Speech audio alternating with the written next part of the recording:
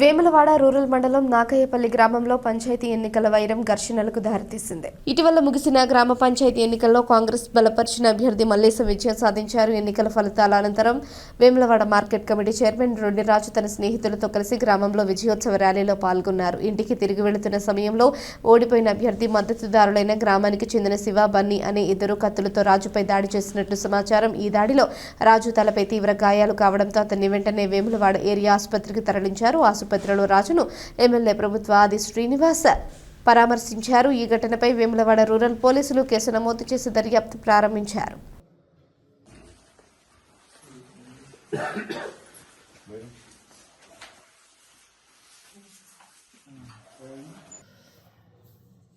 Election జరగగానే గ్రామ పంచాయతీలో మా అభ్యర్థి చింతపట్టి మల్లేశం గెలవగానే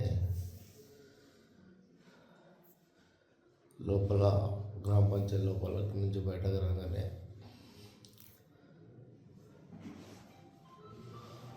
ఓడిపోయిన అభ్యర్థి మధు భార్య బయట నీ సంగతి చెప్తా అని అనడం జరిగింది.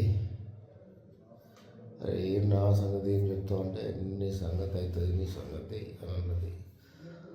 అక్కడ రిజర్వ్గా పోలీసు వాళ్ళు వాళ్ళని బయటకు పంపించారు. లోపల నుంచి వాళ్ళు ఉంచడం జరిగింది. తర్వాత నాయపల్లి పోషపల్లి ర్యాలీలో పాల్గొనడం జరిగింది. జరిగినాక మా ఉప సర్పంచ్ ఇంకైనా వినోద్ ఇంటికి మేము పోయి అలా దావత్లో పాల్గొని ఇంటికి మా ఇంటి ముంగట రావడం జరిగింది. రాగానే నాతో ఉన్న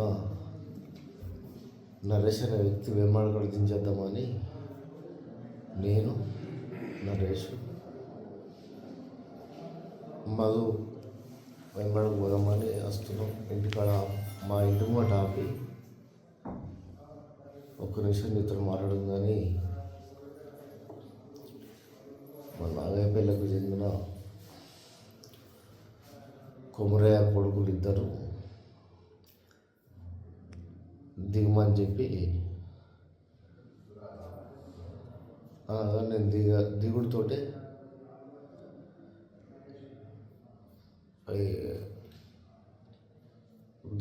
కత్తి తోటి వేయడం జరిగింది. నేను అరుస్తూ లొల్లి పెట్టి మేము ముగ్గురం దిగుడుతోటే వాళ్ళు ఉరికిరు. రైతుతోటే నేను కారు తీసుకొని వాళ్ళని తీసుకొని పోలీస్ స్టేషన్ రావడం జరిగింది.